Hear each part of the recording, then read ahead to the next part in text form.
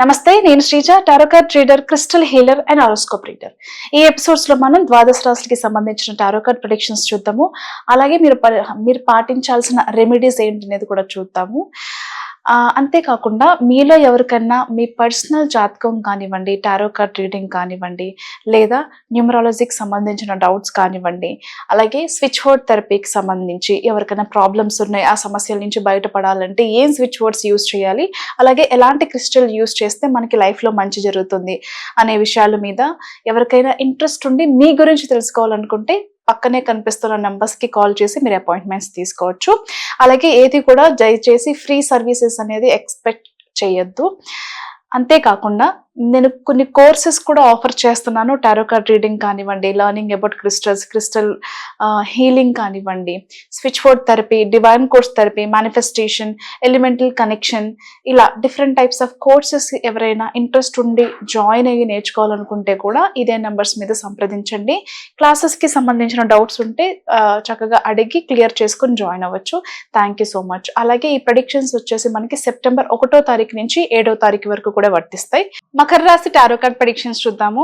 మకర రాశికి సంబంధించి ఈ వీక్ లో ఓన్ వెహికల్ అంటే చాలా మందికి చాలా ఒక డ్రీమ్ వెహికల్ అనేది ఉంటుంది కదా, అలా వాహనం అంటే మీ సొంత అది 2 వీలర్ కావచ్చు, 4 వీలర్ కావచ్చు, ఏదైనా సరే మీ డ్రీమ్ కార్ కావచ్చు, బైక్ కావచ్చు, ఖచ్చితంగా ఈ వీక్ లో మీరు బుక్ చేయడం కానివ్వండి, లేదా బుక్ చేసిన ఆర్డర్స్ ఖచ్చితంగా ఈ వీక్లో రిసీవ్ చేసుకునే అవకాశం అయితే 100% కనిపిస్తుంది. All the best. అలాగే స్టూడెంట్స్ ఎవరైతే ఉన్నారో కొంచెం ఫోకస్ అనేది చాలా అవసరం, డెడికేషన్, డిటర్మినేషన్ చాలా అవసరం. దయచేసి మీరు అనుకున్న గోల్కి రీచ్ అవ్వాలంటే ఇవి చాలా ఇంపార్టెంట్ అని చెప్పి గుర్తించండి. ఆ దిశగా అంటే మీ గోల్ దిశగా మీరు ప్రాక్టీస్ అయితే చేయండి. కొత్తగా జాబ్ ట్రైల్స్ చేసే వాళ్ళకి మంచి అవకాశాలు వస్తాయి. అన్డౌటెడ్లీ చాలా మంచి అవకాశాలు వస్తాయి. అంటే వచ్చిన జాబ్ మీకు ఫ్యూచర్లో ఈ బేస్ అనేది ఇంకా మంచి జాబ్స్ వచ్చే అవకాశం కూడా ఉంటుంది. అంటే మీ కంపెనీ ఇప్పుడు ఏదైతే అటెండ్ అవుతారో ఇంటర్వ్యూ, చాలా పెద్ద కంపెనీలోనే మీకు జాబ్ అవకాశాలు వచ్చే ఛాన్సెస్ అయితే హైలీ కనిపిస్తున్నాయి. అలాగే promotions, salary increments, onsite opportunities కానివ్వండి, ఎక్కడైనా ఫారెన్ కంట్రీస్లో బిజినెస్ చేయాలనుకునే వాళ్ళు, ఎన్ఆర్ఐ ఇన్వెస్ట్మెంట్స్తో ఇక్కడ బిజినెస్ చేయాలి అనుకునే వాళ్ళు అందరికీ కూడా చాలా అనుకూలంగా ఉండబోతుంది. అలాగే ఇంటికి సంబంధించి, సొంత ఇంటి నిర్మాణానికి సంబంధించి కార్యక్రమాలు చేపడతారు. అలాగే ఇంటికి సంబంధించి హౌస్ రెనోవేషన్ అంటే పాత ఇంటిని రెనోవేట్ చేసుకోవడానికి కానివ్వండి, కొంచెం ఇంటీరియర్ చేంజ్ చేయడం కానివ్వండి, ఇంట్లో పాత వస్తువులను తీసి కొత్తగా ఏదైనా యాడ్ చేయడం, లేకపోతే ఎక్స్చేంజ్ చేయడం కానివ్వండి, కొన్ని మార్పులు అయితే ఇంటి పరంగా చేస్తారు ఖచ్చితంగా. అలాగే గార్డెనింగ్ మీద కూడా చాలా ఎక్కువ ఫోకస్ పెడతారు. ఈ మధ్య కాలంలో మనం అందరం చూస్తున్నాము, చిన్న బాల్కనీ ఉన్నా సరే గార్డెనింగ్ అనేది చాలా ఇంట్రెస్ట్గా చేస్తున్నారు. సో మీకు ఏదైనా ప్లేస్ ఉంటే ఆ ప్లేస్లో గార్డెనింగ్ అనేది చాలా బాగా ప్లాన్ చేసుకుంటారు. యాక్చువల్గా అదైతే అన్డౌటెడ్లీ కనిపిస్తుంది.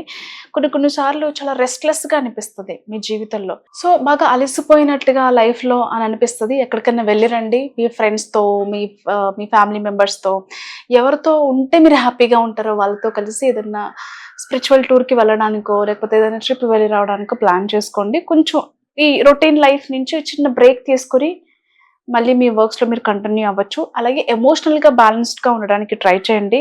అంతేకాకుండా ఏ డెసిషన్ తీసుకోవాలనుకున్నా చాలా ఆలోచించి డెసిషన్ తీసుకోండి. తొందరపాటు నిర్ణయాలు తీసుకోవడం, కోపంలో, బాధలో డెసిషన్ తీసుకోవడం మాత్రం చేయొద్దు.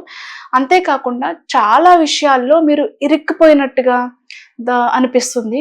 మేబీ మీకు సంబంధం లేని విషయాల్లో కావచ్చు, సంబంధం ఉన్న విషయాల్లోనే కావచ్చు, తెలిసి తెలియక మాట్లాడిన కొన్ని విషయాల వల్ల కొంతమంది మిమ్మల్ని దోషిగా నిలబెట్టే అవకాశం కనిపిస్తుంది. ఆ సిచ్యువేషన్స్ నుంచి ఎలా బయటపడాలో తెలియక సతమతమవుతూ ఉంటారు. బయటపడాలనుకున్న దాని తాలూకు ఆ ఇన్సల్ట్స్ కానివ్వండి, ఆ నింద కానివ్వండి, చాలా డిస్టర్బ్ చేసే అవకాశాలు అయితే కనిపిస్తున్నాయి. జాగ్రత్తగా ఉండండి. అలాగే జర్నీస్ చేసేటప్పుడు ఇంతకుముందు అనుకున్నాం కదా, ఎక్కడికైనా వెళ్ళాలని ఖచ్చితంగా డెసిషన్ అయితే తీసుకుంటారు. వెళ్ళినప్పుడు జాగ్రత్తలు తీసుకోండి. సెల్ఫ్ డ్రైవ్ అయితే ఇంకా జాగ్రత్తలు తీసుకోండి. హెల్త్ బాగాలేని వాళ్ళు మీ మెడిసిన్ని క్యారీ చేయడం మాత్రం దయచేసి మర్చిపోకండి.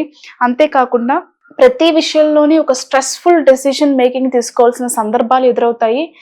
పీస్ఫుల్గా ఆలోచించి మాత్రమే డెసిషన్ తీసుకోండి. Thank you so much.